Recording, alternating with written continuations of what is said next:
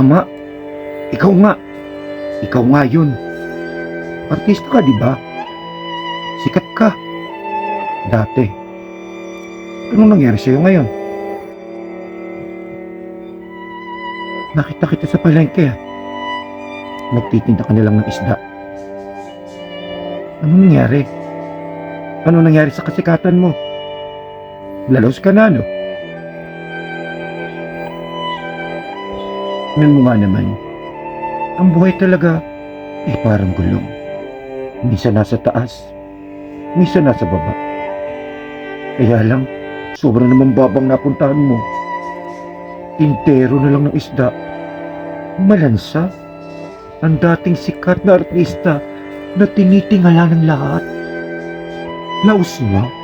Wala nang kinang.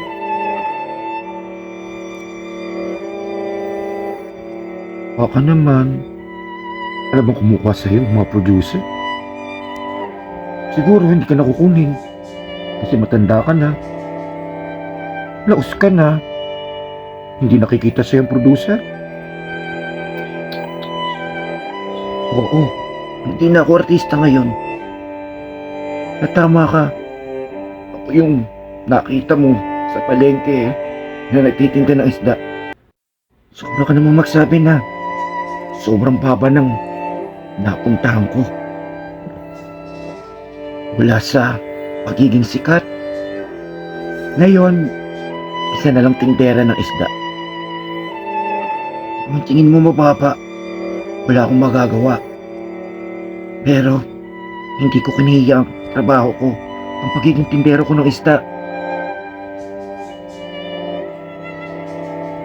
Marangal ang trabaho ko sa sarili kong pawis. Hindi ako nag-aagrabyado ng tao, hindi ako nagnanakaw. Ang puhunang ginamit ko sa pagtitinda ng isda, yung mga ipong ko sa showbiz, nung sikat pa ako. Ako ka naman ng Diyos pinalad ako. Yung nakikita mong pwesto ko sa palengke, isa lang naman yun sa mga pwesto ko. Dahil dito, umasenso ang buhay ko, mas yumamon pa kaysa nung nasa showbiz ako. Ikaw, anong trabaho mo? Di ba wala? Yung perang ginagastos mo,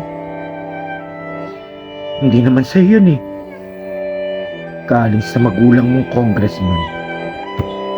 Yung tanong, saan kaya galing yung pera na ginagastos sa'yo?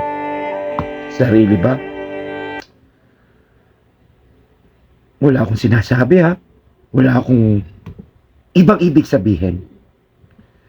Sige, paalam sa'yo At marami pa akong gagawin. Pupunta ako dun sa isang palengke, sa isang pwesto ko. Bye!